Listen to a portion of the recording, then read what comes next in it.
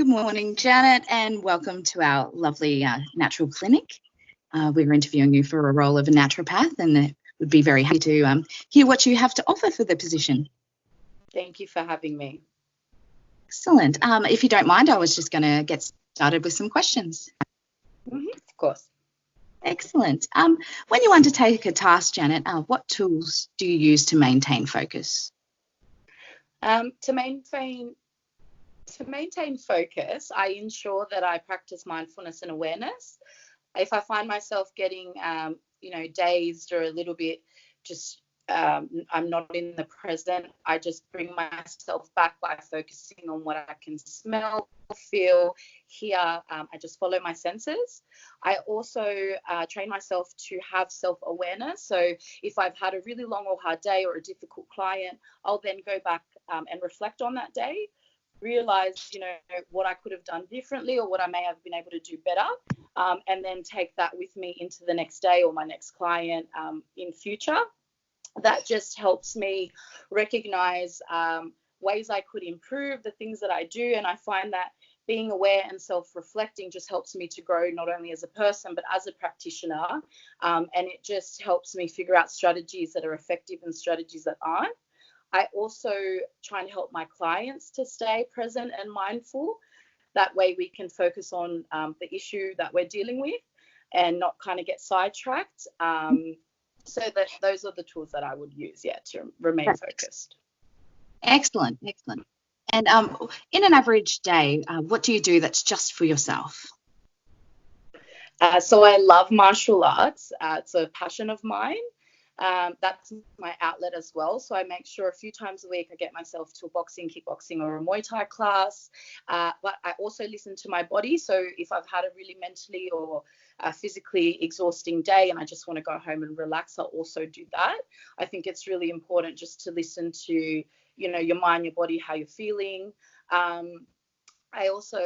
walk to the bus stop every morning. That's my method to get to work. So I walk through a park to get there. To me, that's a form of self-care because I love to walk. I love nature. So just having that little routine in the morning and afternoon really helps. Helps, start my day and then helps me kind of unwind from the day that I've had. Excellent. And what would you say is your greatest weakness? So I think I'm a very personable person. I'm quite empathetic and I get along with, people quite well. So I find in my previous roles, there were moments where I could get caught up spending too much time with a client on a certain thing rather than, focusing on each individual symptom and then the holistic picture as well. We might spend too much time focusing on one symptom or one situation that's happened and, they want to have a chat and we kind of like go off into different directions. Then that's again when I come back to the present. I try and be mindful, get my client to be mindful. And it's good to, get them to elaborate on how they feel and about their symptoms, but you also don't want to steer away from, the main cause or the actual issue. So I think previously, though, that was a weakness of mine. I'm working on that, especially with my self-awareness and reflection. But yeah, that is definitely something in the past that's come up. Excellent. So how has this knowledge on this helped or hindered you as a practitioner? So like I said, when I realized that was happening and that I was losing a bit of time and maybe not addressing the issues that I would have liked to or spend a bit more time in depth, like time had run out before we could kind of focus on other things before then.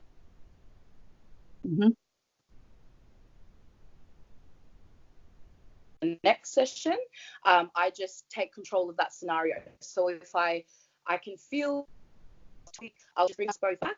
And also I find that to be really effective as well. So just bringing the client's attention back as well as my own, but it also just reminds me that I'm constantly learning and growing and evolving in my role. Nothing wrong with that. It's, it's just being personable and having that good client practitioner relationship. But at the same time, you still want to do the best that you can in your role. So, but I definitely think it helped and hindered, but now it's just helping me grow. Perfect. And when you start a new job, last question, but when you start a new job, how do you go about building healthy relationships?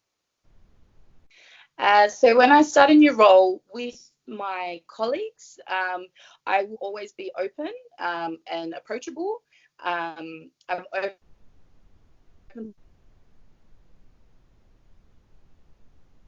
to feedback. I'm open to helping, teamwork, all of that. Even, you know, events at work, I'm happy to get involved. I think it's really important to have a relationship with my clients. I understand the importance of a healthy client-therapist relationship.